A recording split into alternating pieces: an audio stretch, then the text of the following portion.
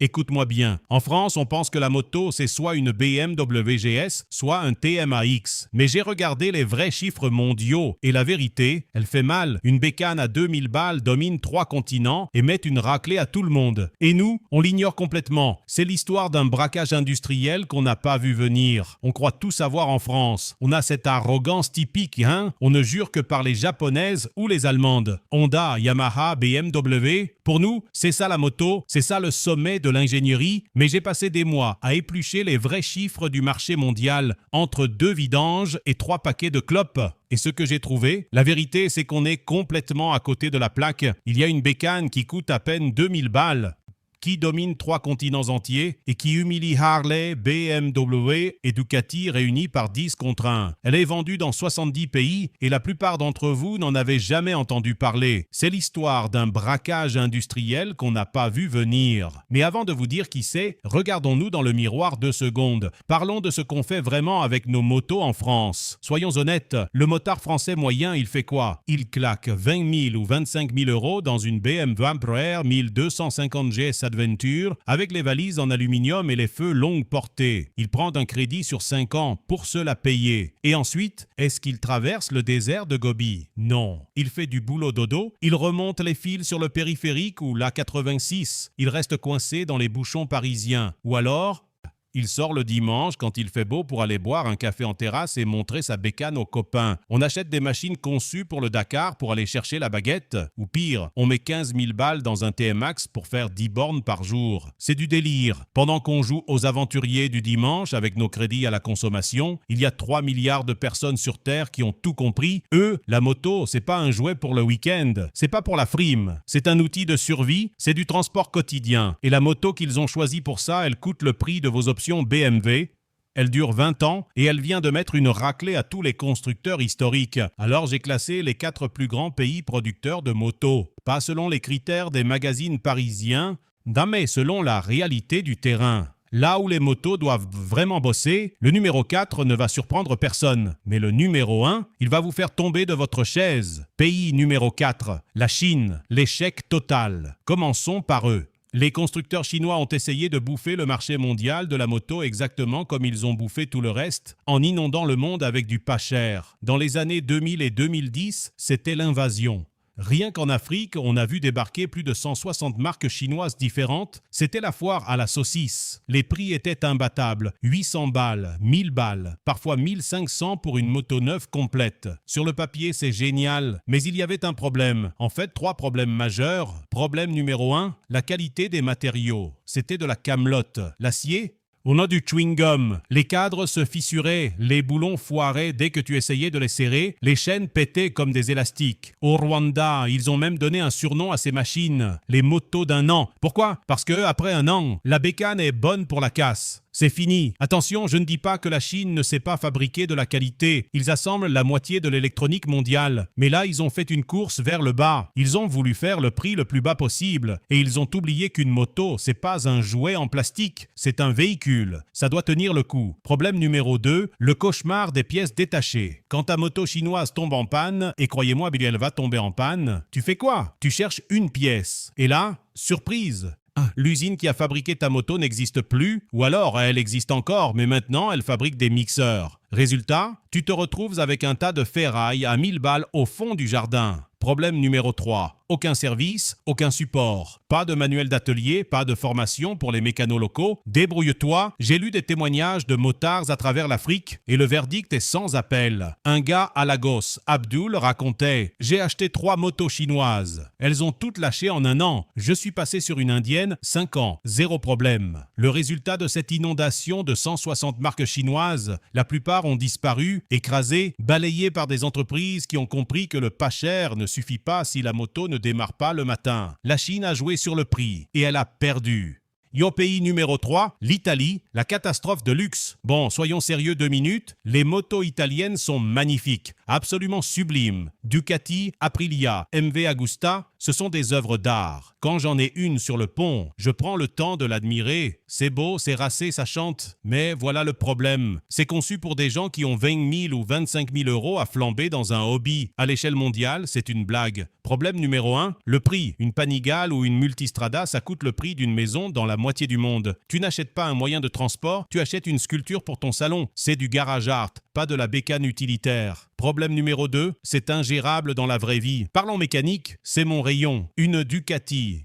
Ça demande un réglage du jeu aux soupapes, le fameux système démodromique, tous les 10 000 ou 15 000 bornes. Et pour faire ça, il faut un technicien formé à l'usine, avec la valise de diagnostic et l'outillage spécial. C'est génial si tu habites à 10 minutes de la concession avenue de la Grande Armée à Paris. Mais imagine 2 secondes. Tu es au fin fond du Congo, le garage le plus proche est à 500 bornes de pistes défoncées. Tu fais quoi? Ces machines sont des divas. Elles sont construites pour le billard des circuits ou les petites routes parfaites des Alpes, pas pour les nids de poules, la boue et la poussière qui recouvrent 80% de la planète. Résultat, les marques italiennes ont quasiment 0 part de marché en Afrique, en Asie du Sud et dans la majorité de l'Amérique latine. Ce sont des machines incroyables pour aller boire un café en vallée de Chevreuse le dimanche. Mais pour le reste du monde, c'est inutile. Pays numéro 2, le Japon, la grande déception. Et là, croyez-moi, ça me fait mal au cœur de le dire. Parce qu'en tant que mécano, j'ai un respect immense pour les japonaises. Honda, Yamaha, Suzuki, ce sont eux qui ont bâti l'industrie moderne. En France, c'est la référence absolue. Une Honda Transalp ou une Yamaha MT-07, c'est increvable. C'est du béton armé. Honda est le numéro 1 mondial, c'est vrai. Yamaha est numéro 3. Leur ingénierie est incroyable. Mais alors, pourquoi je dis que c'est une déception? Parce qu'ils sont en train de perdre la guerre, là où ça compte vraiment. Le Japon ne domine pas partout. Loin de là, il recule sur 3 marchés gigantesques. Et la raison? C'est pas la mécanique, c'est qu'ils ont oublié pour qui ils bossent. Regardez l'Afrique. La part de marché des japonaises s'effondre depuis 15 ans. Honda, Yamaha et Suzuki réunis, moins de 30% du marché. Ils se font manger tout cru. Pourquoi? Raison numéro 1, le prix. Une Honda CRF 250L, c'est une super bécane, mais elle coûte environ 5 500 €. Une Yamaha XTZ 125 dans les 3 800 €. Pour nous, en France, ça paraît abordable pour une moto neuve. Mais pour un chauffeur de taxi-moto à Nairobi ou à Lagos, c'est 3 ou 4 années de salaire. C'est comme si je vous demandais d'acheter une Ferrari pour aller bosser à l'usine. C'est délirant. Raison numéro 2, il se trompe de priorité. Le Japon nous vend de la performance, de la technologie, du refroidissement liquide, des tolérances micrométriques. Et comme est le gars qui bosse avec sa moto dans la brousse, il s'en fout du 0 à 100 km/h. Il s'en fout que le moteur soit high-tech. Ce qu'il veut savoir, c'est est-ce que ce moteur va tenir 200 000 bornes sur des routes défoncées avec de l'essence coupée à l'eau? Les japonaises peuvent le faire, oui, mais à quel prix? Raison numéro 3, le coût des pièces. C'est là que le Japon perd le match. Quand tu dois changer un embrayage sur une Honda, c'est la croix et la bannière. La pièce d'origine coûte 100 balles, il faut la commander, attendre l'importation. C'est trop long, c'est trop cher. Le gagnant de ce classement, lui, son embrayage coûte 20 balles et tu le trouves chez l'épicier du coin. C'est la même histoire en Amérique latine, au Pérou, en Colombie, au Brésil. Le Japon recule. Non, ils se font sortir par un voisin qui a mieux compris le besoin réel. Ne vous méprenez pas, les motos japonaises sont excellentes, mais l'excellence ne sert à rien si personne ne peut se la payer. Et c'est pour ça que le Japon est numéro 2 et plus le roi du monde. Alors, qui est le numéro 1? Qui a mis une raclée à la Chine, humilié l'Italie et même dépassé le Japon sur les marchés qui comptent vraiment? L'Inde. Accrochez-vous bien, l'Inde produit 13,7 millions de motos par an. Ils détiennent 22% du marché mondial. Hero Motocorp, c'est le 2e plus grand constructeur de la planète, juste derrière Honda. Ils exportent dans plus de 70 pays. Je sais ce que vous vous dites derrière votre écran. L'Inde? Sérieux, Jean-Pierre?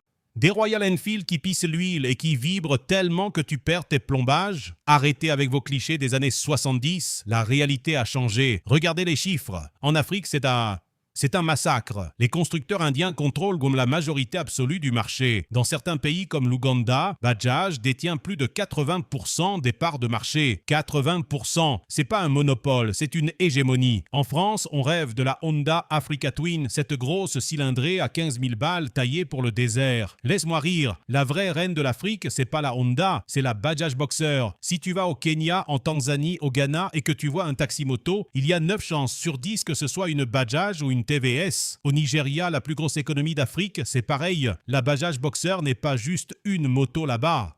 C'est la moto, c'est le standard. C'est le Land Rover Defender du 2 roues. Et ça ne s'arrête pas à l'Afrique, regardez l'Amérique latine. En Colombie, Bajaj est numéro 3 national et grimpe chaque année. Au Pérou, c'est l'un des plus gros vendeurs. Le Brésil, Bajaj vient d'y ouvrir sa première usine hors d'Inde en 2024. Royal Enfield cartonne là-bas depuis 2019. En Asie du Sud, au Népal, au Bangladesh, au Sri Lanka, les Japonais se font sortir. Hero vient d'ouvrir une usine au Népal capable de sortir 75 000 bécanes par an. Ce qu'il faut comprendre, c'est l'échelle industrielle. On ne parle pas d'atelier de bricolage. Tenez-vous bien, Hero Motocorp produit plus de motos chaque année que Harley Davidson, Ducati, Triumph et BMW réunis. Vous avez bien entendu.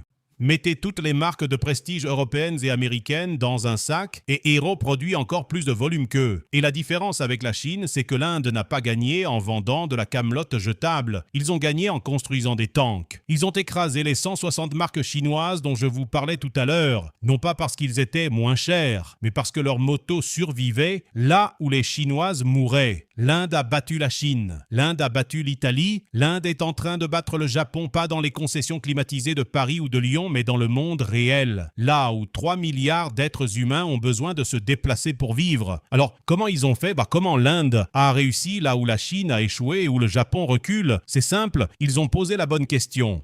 Quand les ingénieurs japonais se demandent comment gagner 5 chevaux et gratter 3 millisecondes autour, les ingénieurs indiens se demandent de quoi a vraiment besoin un taxi à Lagos. La réponse, c'est pas le titane ou l'électronique embarquée. La réponse, c'est une moto à moins de 2000 balles, capable de rouler dans la boue, réparable avec un marteau et une clé de 12, et qui boit de l'essence coupée à l'eau sans broncher. Raison numéro 1, ils ont construit pour l'enfer, pas pour le circuit. Ils n'ont pas juste exporté leurs motos, ils les ont adaptées.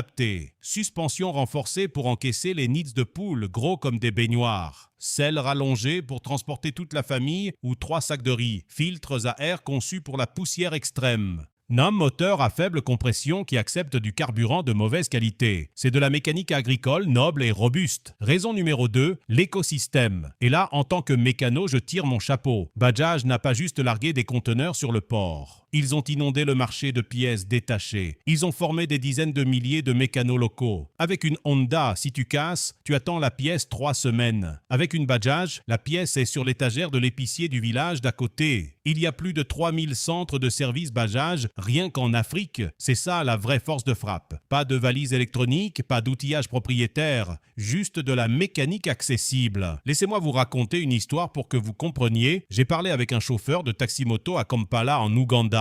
Non, il s'appelle James.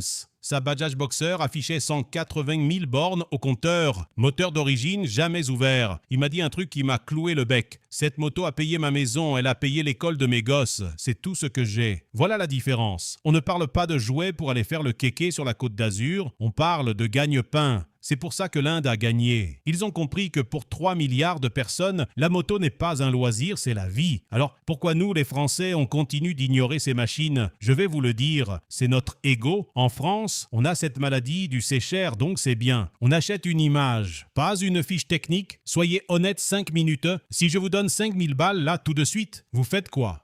La majorité d'entre vous va courir sur le bon coin pour acheter une Kawasaki Z900 rincée avec 50 000 bornes ou un TMAX de 5e main juste pour avoir le bon logo sur le réservoir pour épater les collègues. Vous préférez une épave de marque prestigieuse à une moto neuve indienne garantie 3 ans. C'est du snobisme pur et dur. Mais attention, le vent tourne. Regardez autour de vous. Royal Enfield est en train d'exploser en France. Avec la nouvelle Himalayan 450. Ils ne font plus seulement du néo-rétro pour les hipsters parisiens, ils font de la vraie moto d'aventure moderne. Les concessionnaires poussent comme des champignons. Pourquoi? Parce que les Japonais ont déserté l'entrée de gamme abordable ou l'ont rendu trop cher. Il y a un vide immense et l'Inde est en train de le combler pendant qu'on regarde ailleurs. Alors, on arrête de se la raconter? La question qui fâche, soyez honnête dans les commentaires. Est-ce que vous achèteriez vraiment une moto indienne neuve à 5000 balles qui fait le job? Ou est-ce que vous avez absolument besoin du logo BMW ou Yamaha pour frimer devant les copains à la terrasse du café? Dites-le moi franchement. Pas de haine, juste du réel. Et si vous voulez que je mette les mains dans le cambouis pour un vrai comparatif, la nouvelle Royal Enfield Himalayan 450 contre la Honda CRF 300L, faites-le savoir. Je suis câble incapable d'acheter les deux et de voir laquelle casse en premier sous mes outils. Mettez un pouce bleu si ça vous a fait réfléchir. Et abonnez-vous si vous en avez marre du marketing et que vous voulez de la vraie mécanique. À la prochaine.